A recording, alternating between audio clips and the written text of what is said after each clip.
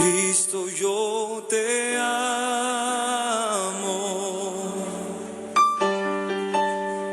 Cristo, yo te amo.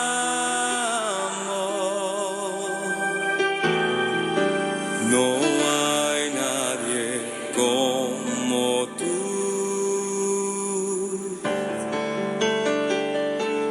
Jesús.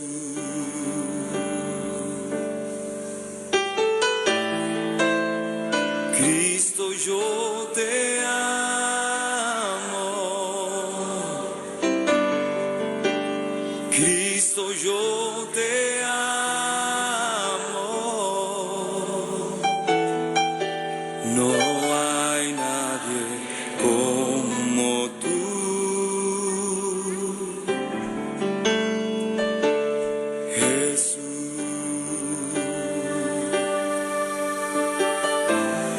Y no sé dónde estuviera si yo a ti no te tuviera. Mi Padre Santo, ¿dónde estaríamos, Señor? ¿Dónde estaría yo si no te hubiera conocido, Padre Santo? ¿Qué sería de mi familia, Señor? ¿Qué sería de mi hogar, Padre Santo? De mi matrimonio y de mi vida, Señor. Gracias por rescatarme, Padre Santo. Te amamos, Padre mío, y te bendecimos en este día, Señor. Y queremos entregarte este tiempo para que tú nos ministres y nos hables a través de la lectura de tu palabra, Señor. Te bendecimos y te adoramos en el nombre de Jesús. Amén y amén. Muy buenos días a todos. Estamos saludándoles aquí desde Mi Tiempo con Dios. Devocional que hacemos de lunes a sábado. La idea de este devocional es leer la palabra de Dios desde Génesis 1 hasta Apocalipsis 22, teniendo reflexiones bíblicas, mirando el contexto histórico, cómo se aplicaba a la época y cómo la podemos aplicar al día de hoy, para que la palabra de Dios no sea simplemente una lectura, sino que sea algo que nos llene de sabiduría y que lo podamos aplicar en el diario vivir. Así que vamos hoy a continuar con el libro de Lamentaciones y vamos a leer el capítulo número 4. El enojo de Dios queda satisfecho. ¿Cómo perdió su brillo el oro? Hasta el oro más precioso se volvió opaco. Las piedras preciosas sagradas yacen esparcidas en las calles. Miren cómo los preciosos hijos de Jerusalén, que valen su peso en oro puro, ahora son tratados como vasijas de barro, hechas por un alfarero común y corriente.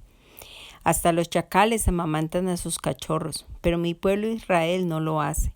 Ignoran los llantos de sus hijos como las avestruces del desierto. La lengua reseca de sus pequeños se pega al paladar a causa de la sed. Los niños lloran por pan, pero nadie tiene para darles. Los que antes comían los manjares más ricos, ahora mendigan en las calles por cualquier cosa que puedan obtener. Los que antes vestían ropa de la más alta calidad, ahora hurgan en los basureros buscando qué comer. La culpa de mi pueblo es mayor que la de Sodoma, cuando en un instante cayó por el desastre total y nadie ofreció ayuda. Nuestros príncipes antes rebosaban de salud, más brillantes que la nieve, más blancos que la leche. Sus rostros eran tan rosados como rubíes, su aspecto como joyas preciosas. Pero ahora sus caras son más negras que el carbón, nadie los reconoce en las calles. La piel se les pega a los huesos, están tan seca y dura como la madera. Los que murieron a espada terminaron mejor que los que mueren de hambre. Hambrientos se consumen por la falta de comida de los campos.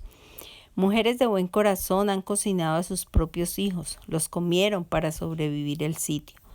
Pero ahora quedó satisfecho el enojo del Señor, su ira feroz ha sido derramada.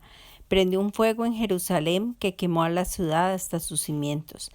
Ningún rey sobre toda la tierra, nadie en todo el mundo, hubiera podido creer que un enemigo lograra entrar por las puertas de Jerusalén.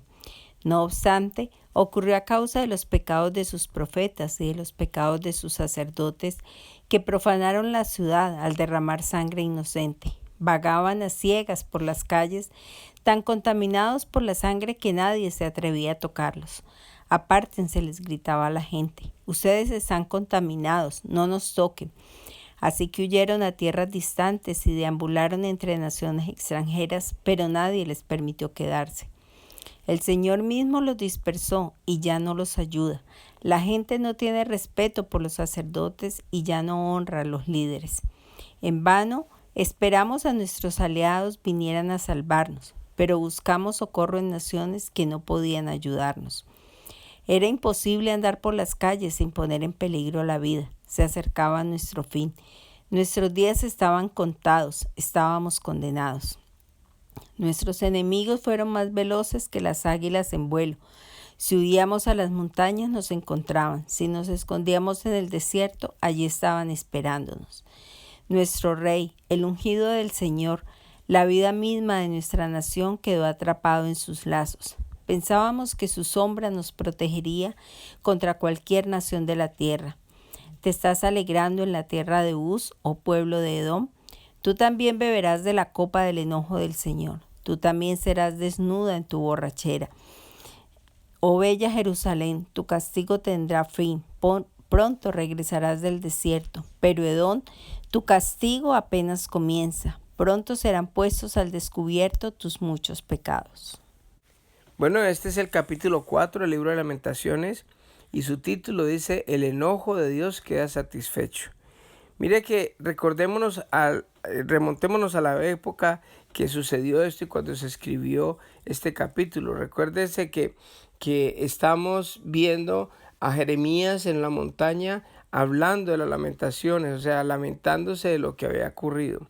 Y lo que había ocurrido es que Israel, desde que el Señor separó a Abraham y a Sara para formar una gran nación, Él siempre lo ha respaldado y ha hecho de que Israel sea cabeza y no cola.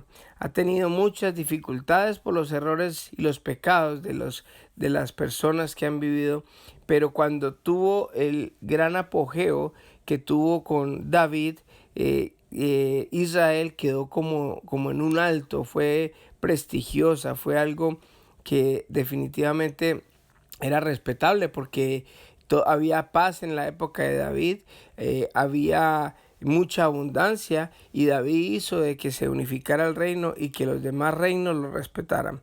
Entonces venía con un brillo desde antes, pero a medida que venían nuevos reyes, cuando murió el mismo David, ya Salomón vino y ya tuvo 700 esposas y 300 concubinas y vino el pecado, empezó a morar. Después cuando su hijo, en vez de aceptar el consejo de los ancianos, recibió consejo de sus amigos y sus decisiones hizo que se dividiera el reino de Israel y quedara Israel con 10 tribus y Judá con 2 tribus, que fueron precisamente Judá y Benjamín.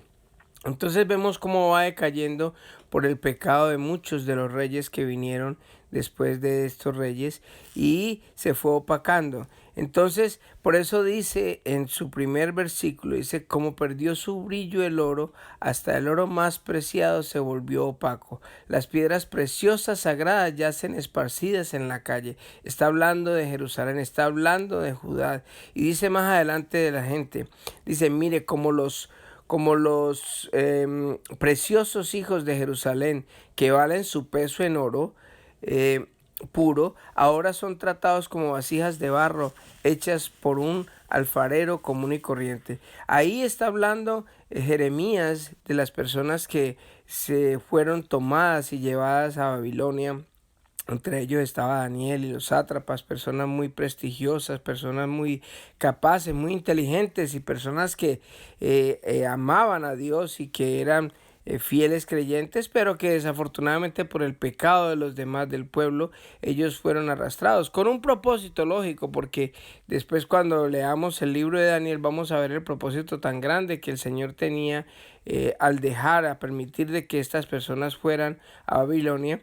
Y prácticamente el Señor hace que estas personas sean levantadas. Pero aún así lo estamos viendo desde la perspectiva de Jeremías sentado en un alto lamentándose por la ciudad. Y mirando de que todo lo que había pasado que estas personas que de pronto eran prestigiosas y que eran importantes ahora eran común y corrientes.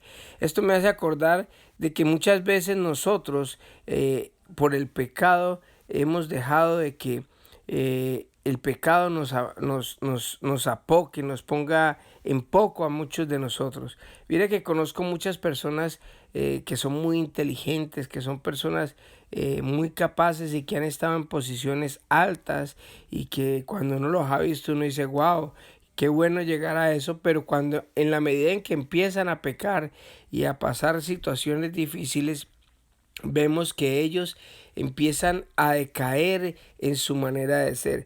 He visto personas que han tenido puestos muy importantes, que tienen una profesión excelente como profesionales excelentes, pero en la medida en que han pecado y de pronto se han metido a la droga o se han metido al alcoholismo, van decayendo hasta que quedan básicamente como lo describe aquí Jeremías, que por la culpa del pueblo es que esa cara que antes era como blanca, dice que más adelante era toda tiznada, era negra. Asimismo pasa cuando nosotros permitimos que el pecado entre en nuestras vidas. O sea, yo me acuerdo, por ejemplo, cuando yo bebía, que uno cuando llega a una fiesta llega bien vestido, bien arreglado, pero en la medida en que uno empieza a ingerir licor, empieza uno a decaer y empieza su manera de ser a transformarse y hasta que a lo último queda ya uno borracho, todo maloliente, mal vestido. Y así es una descripción de lo que el pecado va haciendo e hizo con los hijos de Israel. Más adelante dice, los que murieron a espada terminaron mejor que los que mueren de hambre. Hambrientos se consumen por la falta de comida en los campos. O sea, es la transformación que va llevando a una nación, a una persona o a una entidad que está bastante alto, cómo va decayendo hasta el punto de volverse prácticamente un hambriento porque no tiene ni qué comer. En el versículo 11 dice, pero ahora quedó satisfecho el enojo del Señor. Su ira feroz ha sido derramada. Prendió un fuego en Jerusalén que quemó la ciudad hasta sus cimientos. Mire, hay una cosa que nosotros tenemos que tener en cuenta y es que el mayor atributo del Señor es la justicia, no es la misericordia, porque a veces creemos que la misericordia de Dios está por encima de la justicia y no, la justicia siempre se cumple, porque la justicia que es la balanza que queda en el medio, o sea, que tanto el peso de un lado es equivalente al peso del otro y ahí en esa balanza está la justa medida, la justicia. Y Dios es misericordioso porque Él hace que la justicia quede satisfecha, pero trata de ayudarnos a nosotros, o no trata de ayudarnos, nos ayuda para que esa justicia se cumpla. Por ejemplo, el hecho de mandar a Jesucristo a la cruz, eso es misericordia. Yo lo tomo como misericordia, pero esa misericordia es llevada al punto donde se coloca en la balanza para que la justicia se cumpla. O sea, la misericordia es que el pecado no lo pagamos nosotros, lo pagó Jesucristo. Él mandó a su Hijo por nosotros, pero a satisfacer la justicia. O sea que la justicia es preeminente porque sería injusto Dios, por ejemplo, con el pueblo de Israel, que muchas veces hablaba de que decía, no los puedo dejar sin castigo. O sea, no se puede desbalancear la justicia. El Señor no puede permitir de que, porque por su misericordia, entonces ser alcahueta o ser un injusto, porque no solamente uno es injusto cuando hace cosas en contra de otra persona, sino cuando de pronto acepta cosas de la otra persona. O sea, si el Señor aceptara el pecado y no nos disciplinara, pues estaría siendo injusto, porque la justicia debe cumplirse siempre y sería un mal padre. Pero Dios es un padre por excelencia. Así que con esto la justicia quedó satisfecha.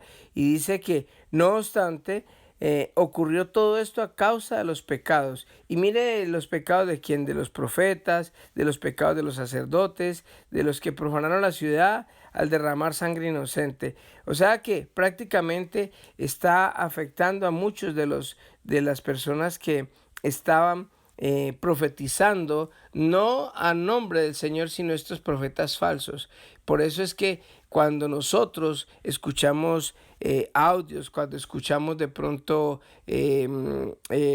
devocionales o palabras, nosotros tenemos que discernirlo bien en base a la palabra de Dios. ¿Sabe por qué? Porque cuando una persona, los religiosos o una persona que está hablando en nombre del Señor, empieza a dar palabra que no es de Dios, pues hace que el pueblo desfallezca, y muchas veces se peca porque desafortunadamente no hay conocimiento de la palabra de Dios.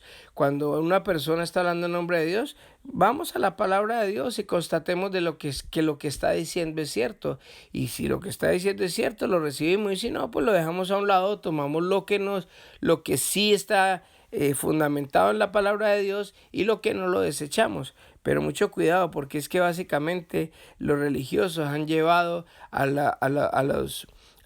pueblo precisamente a que caiga en pecado y a que haya esa transformación, y que los más prestigiosos, las personas más pudientes, las personas que de pronto vestían bien, que tenían muchas cosas tanto espirituales como materiales, estuvieran ahora como vasijas inservibles, o personas que de pronto nadie las tenía en cuenta, porque desafortunadamente ese pecado los llevó al exilio. En el exilio, una cosa es usted en su país, cuando usted está tiene un nombre, tiene un prestigio, tiene situaciones, tiene una buena economía, tiene una familia y tiene todo. A otra cosa es cuando usted está en el exilio, cuando usted le tocó que irse por el pecado, donde usted ya no es, o ya no tiene el título, o si tiene el título no lo puede ejercer, ni tiene las cosas, ni la posición, ni el trabajo que tenía en su país. Y eso fue lo que le pasó al pueblo de Israel, y es una tragedia que vivimos a diario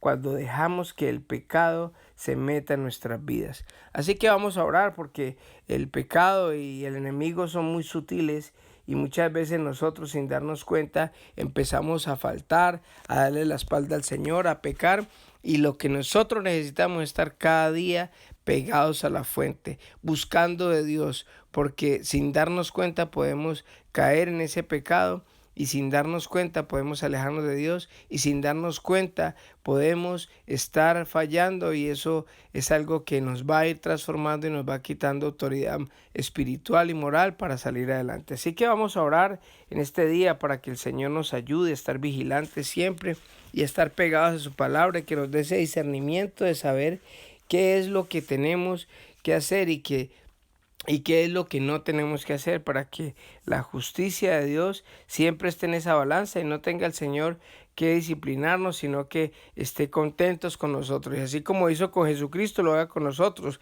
cuando nos vea llegar y diga: este es mi Hijo amado en quien tengo complacencia. Así que oremos.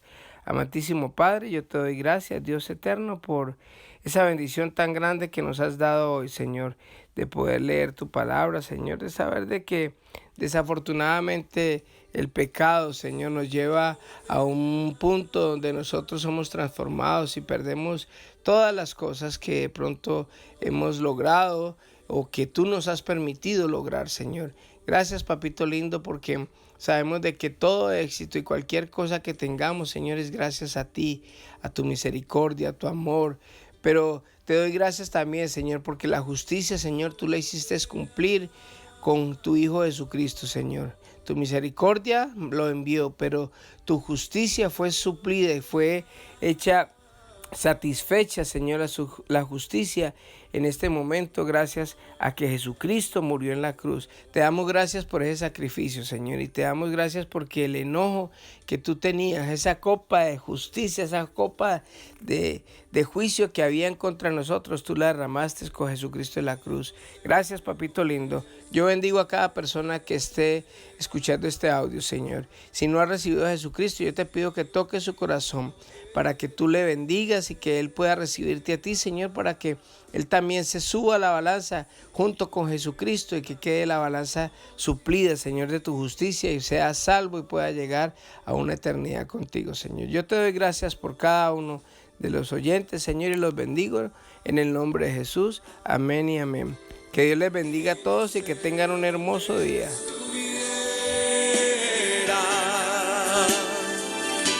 Si yo a ti no te tuviera, si no hubiera conocido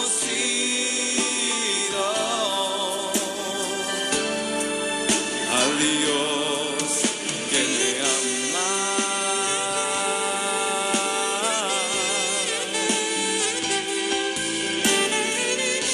Gracias, Señor, por tu amor. Gracias, Jesús, porque nos has salvado con tu infinito y eterno amor, Jesús.